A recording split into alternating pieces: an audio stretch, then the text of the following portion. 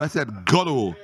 You know what I mean? But now reparations. reparations. Do All you right. see how people getting reparations? Let me break it down for you. Okay.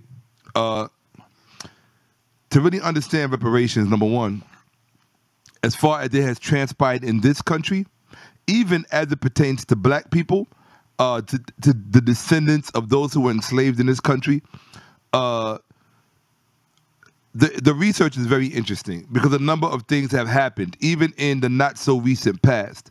Things that, for some reason, did not make the media or did not make front page or primetime news. And one of the things, I'm going to tell you what happened very briefly. Sometimes during the early 90s, the early and mid 90s, there were class action suits brought against the United States on behalf of certain demographics within the black population of America. And these people sued for reparations. I'm talking about large groups. And they won. They were winning and winning and winning repeatedly and overly. All you have to do is look within the black population of America. And these people sued for reparations. I'm talking about large groups. And they won. They were winning and winning and winning repeatedly and overly. All you have to do is look it up. They were winning over and over. And the courts began to realize what was going on. And you have to understand that the courts, just like every other institution in this country, is controlled by the finance institutions of this country, beginning with the Federal Reserve. Okay? And so what they did was they created a number of economic crises in order to kill the money trail.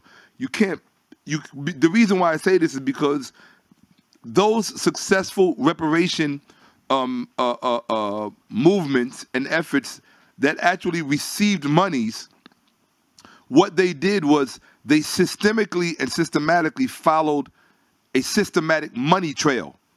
And so every time they did the research, the due diligence to find out, well, just who actually is it that owes us reparations, and more importantly, and they are around today so that they could pay up. And what they found was that even when it was impossible to do it to individuals, although it could be done to individual families, it was much easier to do it to corporations.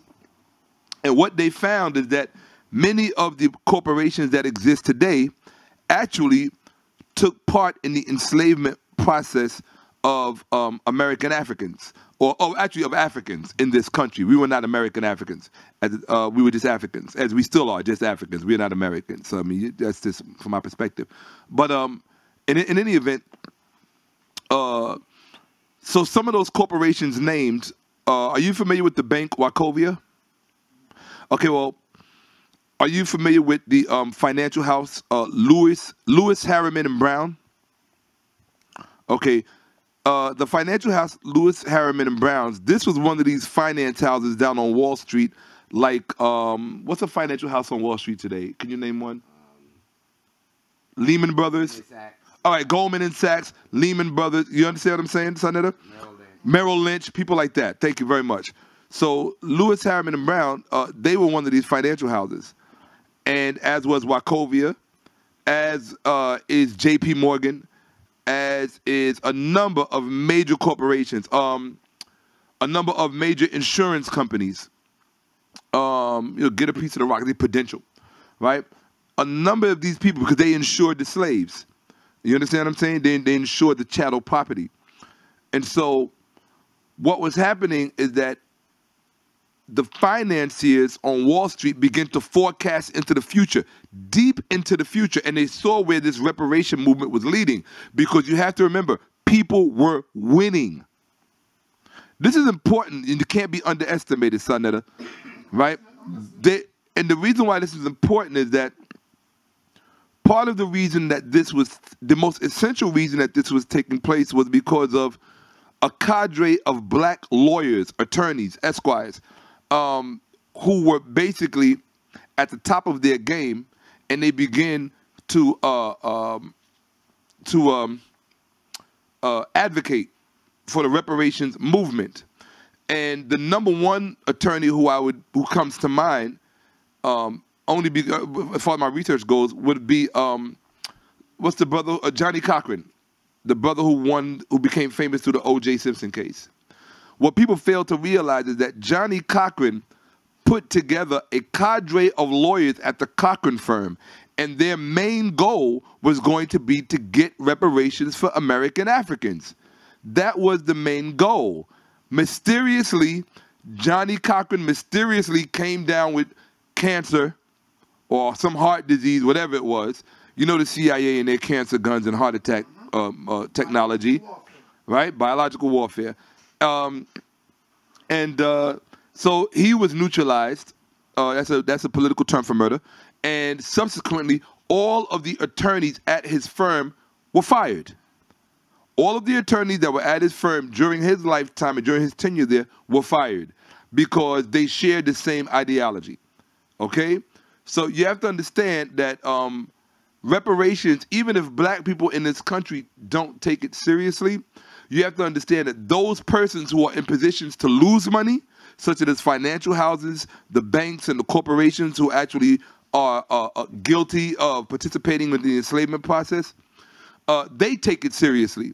And so what they did was they created two crises to dead the money trail. One of those crises was 9/11. Okay? The other crisis was the subprime mortgage loan debacle with Fannie Mae and Freddie Mac. Okay? That was also a part of it. Those were pretexts. And not subtext, but those are the pretexts that they used to dead the money trail. Now, having said that, because I wanted to impart those relevant details to you, and anything I said, you can just look it up and find it online, Google it. What's important to know, and this is now we come into the realm of subjective because this is my perspective. I don't think that I would never, number one, I would never tell the reparations movement in this country to stop. The African reparations movement in this country to stop. I would never tell them to stop. However, I do have my own perspective, and I will share it with you. Number one, I don't believe that what America owes black people in this country, I don't believe that. I think we're using the wrong word. I don't believe they owe us reparations. Why? Because the essential definition of reparation is to repair that which has been broken. They are not in a position to repair what they broke. Breaking is what they do. They broke in slaves. Isn't that what they do? They break it into slave, or slave breaking, they called it. Slave making, slave breaking. You don't break a slave to turn around and then fix it. That's not how this game works. So reparations is not something that we should be looking for. What we should be looking for and what should be on the table is another word. And that is, and it strictly relates to finance. And that is compensation. Compensation is what we need to be looking for, not reparations. Right, because reparations, like you said, means to repair. To repair that right. They're not qualified to repair the damage that has been done. I have to agree with my brother here when he said reparations has to be self-initiated. Right. We have to repair what's been broken. We have to make whole that which has been torn asunder. And I think Africa plays a more important role in that than does America. America cannot give back to us what she took. It's up to us to take that back. Africa must give back to us what we were alleviated of, or what we were taken out of.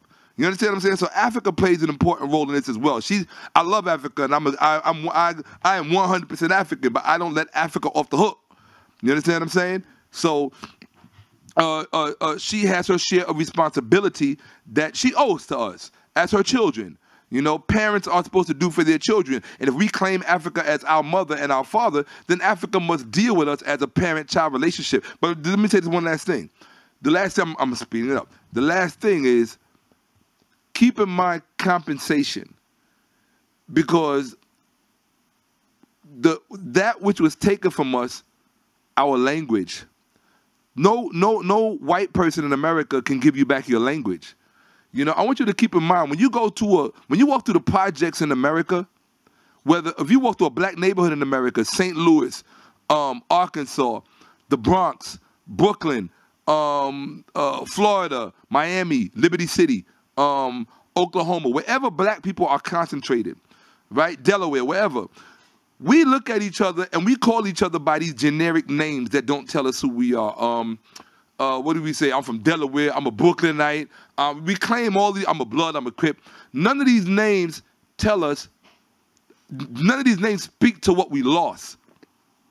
So what you fail to realize is that when you walk through Oakland and South Central LA, you're not looking at Bloods and Crips. What you're looking at are Ashanti, Ewe. You're looking at Fula. You're looking at Olaf. You're looking at Serer people. You understand what I'm saying? You're looking at Zulu. You're looking at Bambara. You're looking at Songhai, right? You're looking at Nubian. You're looking at Hausa. You're looking at Igbo. These are the people that we are.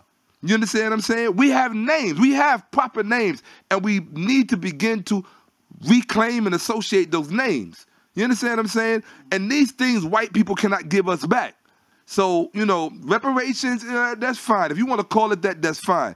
Reparation means to repair what's broke. You can't repair, in fact, money cannot repair what's broke with us as a people. You understand what I'm saying? Because if a broken person takes money, all they're going to do is what a broken person knows how to do with money. That's nothing. That's why they stay broken. You understand? We need compensation for free labor. Free labor and for lives that were forfeited and taken, and for intergenerational poverty that was imposed on us. That's what we need, compensation. You understand what I'm saying? And the dialogue has to begin to take place around that compensation. And the compensation, we have to define what that compensation is. Not white people. We have to define what it is and determine how we're going to get it. Either we're going to accept it from them or take it.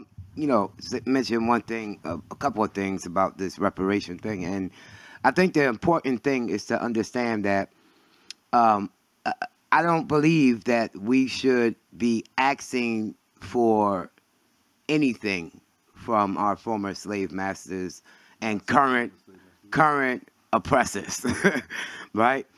I think that it would be intelligent to understand that not only will they not give what is justifiable, but they will tell you or try to make an agreement with you or deal with you just to keep you going along, going along to get along, right? But then at the end of the day, you still shortchanged, right? So it's like, okay, if the knife is all the way in, you pull it halfway out, you know, you gave me some